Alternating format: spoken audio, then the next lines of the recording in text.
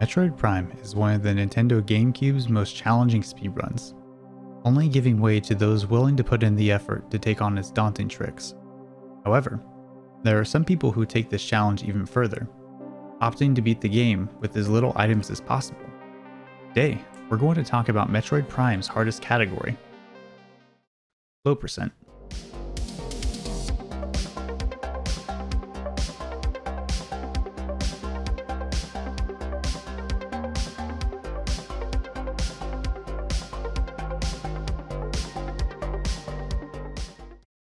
To understand how difficult low percent is in Metroid Prime, we need to first take a look at the items Samus is allowed to have during the run. The missile launcher, morph ball, the morph ball bomb, barrier suit, wave beam, ice beam, main power bombs, plasma beam, x-ray visor, phazon suit, and the 12 artifacts. All of these items are required to beat the game currently, and the last two, phazon suit and the artifacts, do not count towards the percentage listed on the mission complete screen. It is possible to skip the various suit, but that is considered to be task only due to the sheer difficulty of removing Samus's heat protection in Magmoor Caverns. Doing this in real time requires 3 energy tanks, which is not allowed under low percent conditions. Now, with all the category requirements out of the way, let's talk about the route that most runners take in beating this absurd challenge.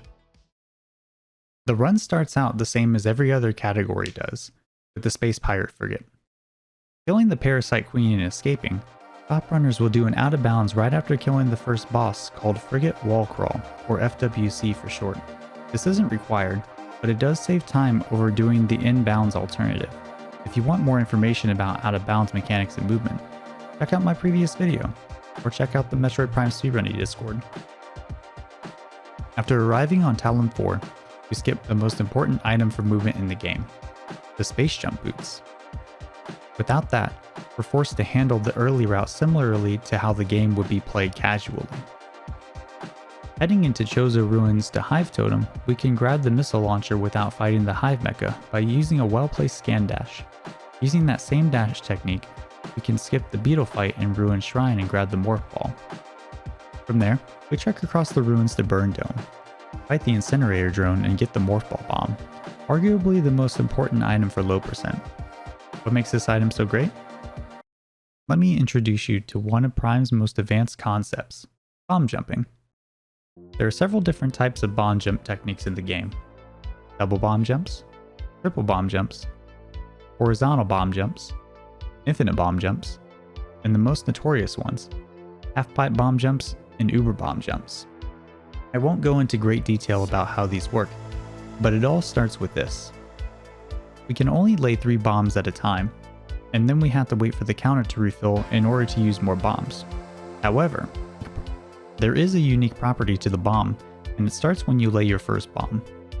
There is a hidden refill timer that starts when you lay the first bomb when your bombs are full.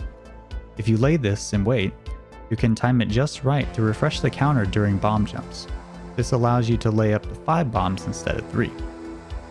Since we don't have space jump, a lot of areas we need to access require use of advanced bomb jump techniques. After getting the morph bomb, we head back to Arboretum, skip the gate, fight Flagra,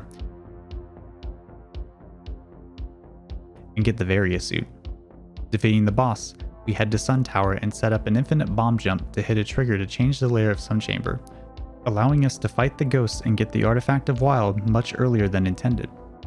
Heading to Magmoor, we nab the Artifact of Nature, and with a few crazy rooms,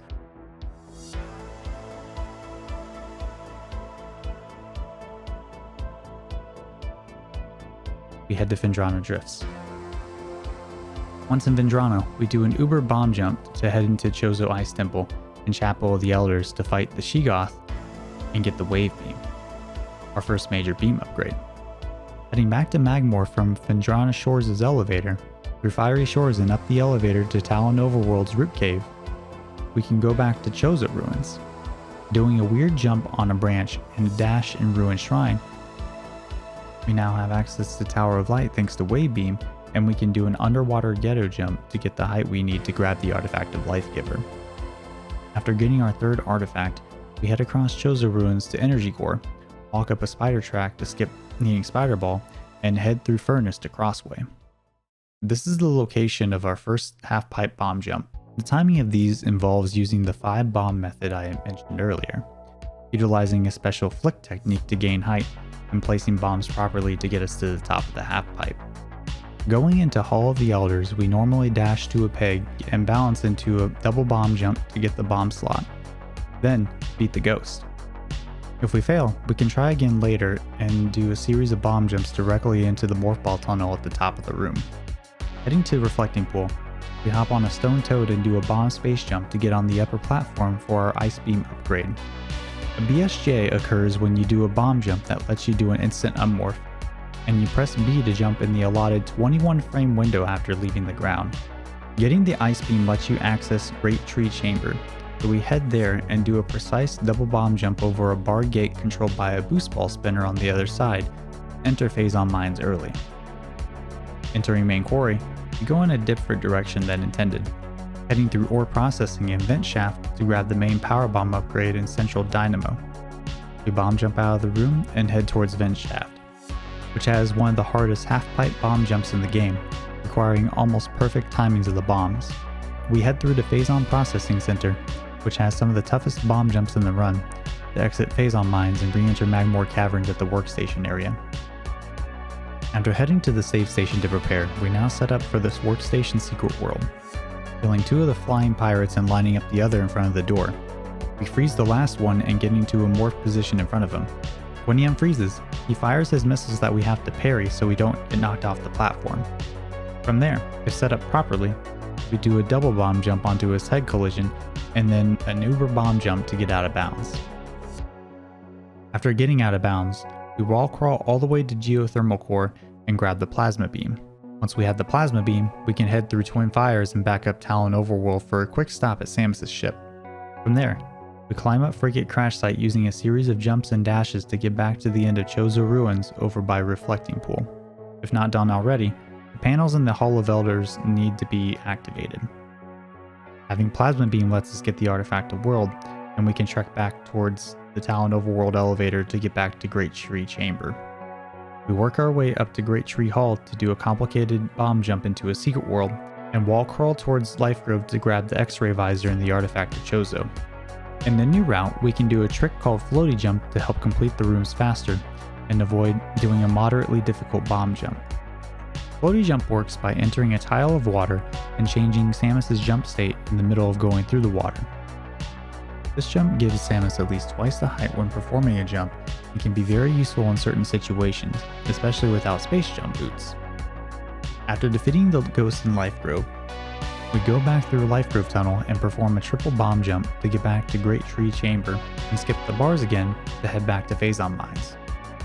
After reaching the mines, we go to Mine Security Station and fight the Wave Troopers to progress into Elite Research and fight the Phazon Elite Pirate to get the Artifact of Warrior. After that, we head back through Main Quarry in the same way we went earlier to get the main power bomb upgrade in Central Dynamo. Going into Metroid Quarantine Alpha, we aggro a Metroid near the bottom of the room's exit on the other side. We freeze it, and hop on it to ride it like an elevator upwards. Refreeze it, and do a double bomb jump off of it to proceed to the next rooms. Going into Fungal Hall Alpha, we kill the Metroids and dash off an item drop in order to reach the other side. Into Fungal Hall Beta, and at the end of the room, we do an uber bomb jump to get out of the room and onto the next challenge, Metroid Quarantine Beta. We kill the Plasma Pirates and do an uber bomb jump to get to the top of the room and dash across the Phazon Gap. Finally, we make our way to Elite Quarters and fight Omega Pirate, using 3 well-timed power bombs to defeat him and finally getting our Phazon suit. We head back to the mining shaft to get the Artifacted Newborn.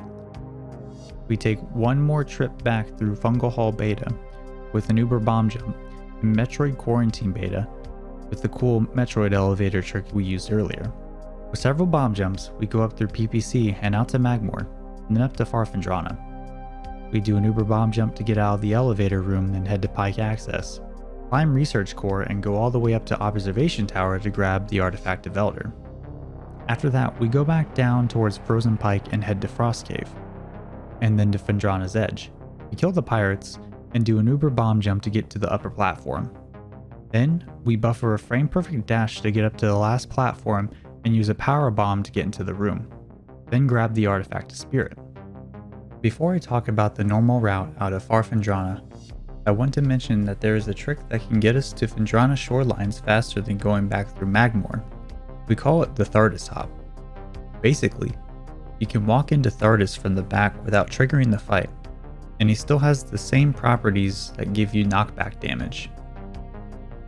Using this property, you can line up Samus between instances of damage and pause buffer a huge knockback jump with an 8-frame window that would save several minutes over the alternate route. This trick is seldom used in a single segment run, given the difficulty, but more recently, the setup has become more consistent due to community efforts. Now, I'm going to talk about the route without Thardus hop. Going back through Frost Cave and Frozen Pike, we head back to the elevator through Magmoor and backtrack all the way through Monitor Station and take the elevator to Phendrana shorelines. We climb back up Chozo Ice Temple to get the artifact to Sun since we have Plasma Beam now.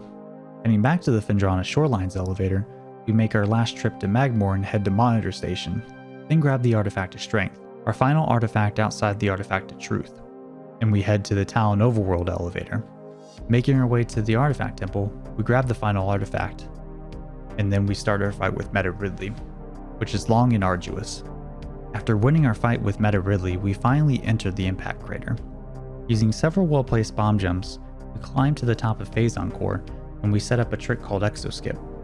Exoskip uses a specific Fission Metroid and places it in the wrong room in a certain position. We can use that Metroid to clip out of bounds and do an advanced wall crawl all the way to the final boss fight. For Metroid Prime's Essence form, since we don't have Charge Beam, the Phazon Beam only shoots for about less than a second for each A press. After another long fight and a lengthy trek through the entire game, we have completed Metroid Prime with the least amount of items as humanly possible. Currently, the fastest anyone has ever completed the seemingly impossible category in a non-single segment setting is 1 hour and 19 minutes by Metroid 177. Single segment being 1 hour and 43 minutes, also by Metroid 177. The current strategy is the lowest possible percent that we can attain is 21%. As mentioned earlier, it is possible to skip various suit and go down to 20%, but this is considered to be tasks only at this time. If you would like to know more about the category and Metroid Prime speedrunning in general, use the link in the description to join the Prime 1 speedrunning Discord, where runners are willing to help you with all your Prime speedrunning needs. Have a great day and stay hydrated, gamers. I'll see you all in the next episode of Speedruns Explained.